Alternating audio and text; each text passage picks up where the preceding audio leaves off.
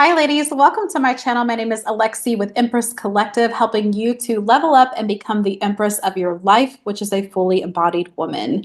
To learn more about my work, you can find two of the books that I've written in the links down below, as well as information for my courses and my private coaching. In today's video, I want to talk about what to do if you feel like your life is falling apart. I feel like in the last couple of years, a lot of people are going through radical awakenings. They're going through radical shifts.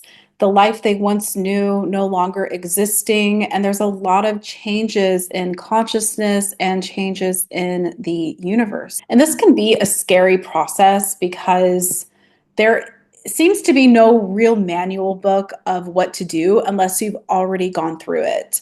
So if this is something that you haven't gone through, or if you're going through another type of big radical change, I want to give you some advice on how to handle this process and handle it with grace. The first thing you want to do during this time is have radical acceptance. Accept the current situation as it is without resistance. Sometimes things seem and appear to be beyond our control, which can feel very overwhelming, especially if it's in circumstances that are outside of us, like we feel like something is happening to us. Have radical acceptance for what is happening and release the need to control circumstances. Sometimes things need to crumble so we can release what is no longer serving our highest good, so we can invite situations into our life that will better serve us for our evolution. This leads me to tip number 2, releasing what is no longer working for you. Now, I think this kind of term is really overplayed a lot, release what's no longer working, or release people who are no longer serving you. And I think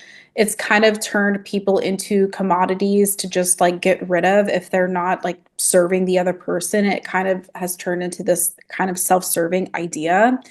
And sometimes people who are serving our growth, a lot of times people who are serving our growth will trigger us, right?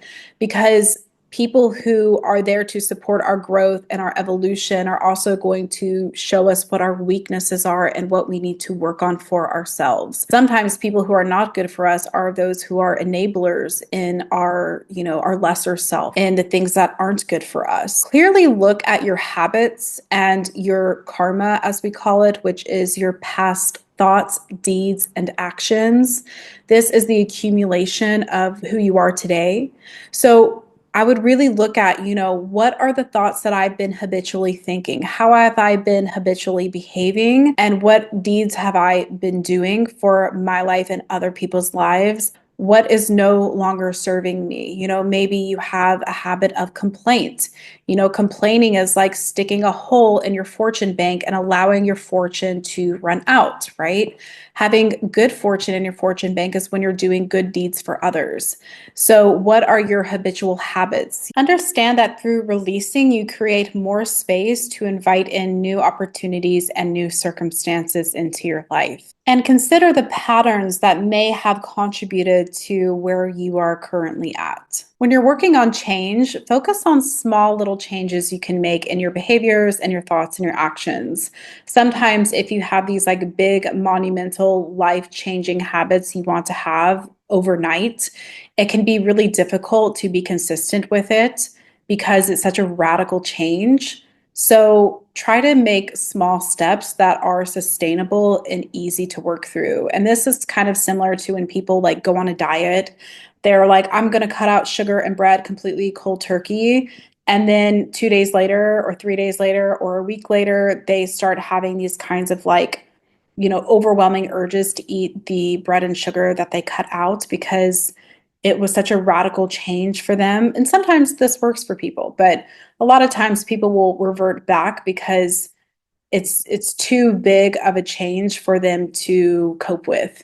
So try to make consistent changes that are small and doable and workable, so it will be easier on yourself to invite in the change. Another tip is to open up to divine guidance. We are not alone. We have a creator. We have a higher source, higher self that is connected to God, that is connected to our wisdom, that a lot of times our lesser self is not in communication with. So try to surrender your ego and open up to divine guidance. You can do this easier by meditating, by praying, by actively working on developing your spiritual muscle. Spirituality is a muscle like anything else that you have to consistently work on to get better at. Start by 5 minutes of meditation a day, finding a schedule in your day to devote to a certain amount of time that you are going to really connect with yourself and connect with your creator. Try focusing on the present moment. This will help you to get out of your fear-based thinking of what's going to happen in the future and having anxiety about the future, and also will help you to get out of regret in the past.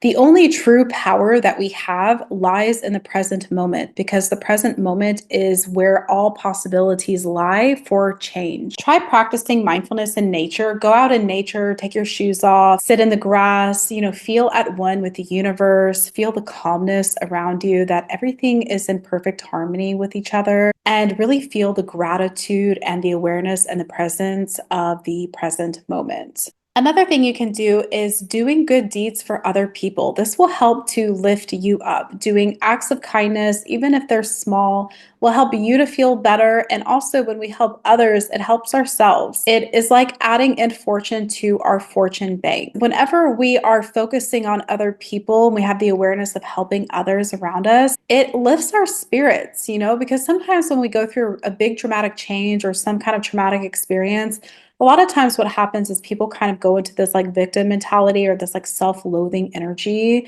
and all of the energy is focused inward, and like their spirit will kind of close up. But when you open yourself up and you're helping other people, you're actually helping to expand your energy. And this will make you more attractive to opportunities and embrace of the forces around us. Creating a new personality will help you to create a new personal reality. Again, the reality that you're experiencing today is an accumulation of your past thoughts, deeds, and actions. So if you want a new life, you have to have a new personality. Let go of the past limiting behaviors, the past limiting thoughts of self, and adopt the personality of the person that you want to become. If you want to become a successful person, what habits does a successful person have?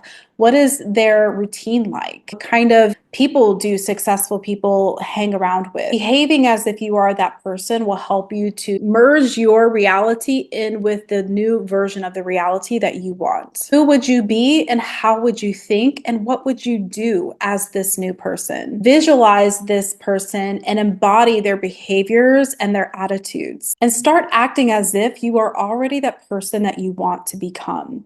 If you're somebody who wants to be married, start behaving as if you have the space for your spouse available, that you are in a loving partnership, that you are a loving person, that you're not somebody who's desperate for love and seeking love and needy for love, because you already have it. You are already experiencing it. This is how you will merge the two realities together to have that experience. Another thing is don't beat yourself up. A lot of times when people go through big changes, they start beating themselves up. They start thinking, why me? What's wrong with me? What have I done to deserve this? Again, it becomes this kind of victim, shaming and blaming of themselves.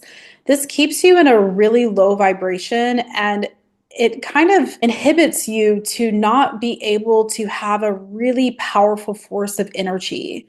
And if we want to change, we need a strong willpower. If your state of vibration and your state of awareness is constantly focused on victim mentality and you have really low energy, it's going to be hard to have the willpower to become a new person.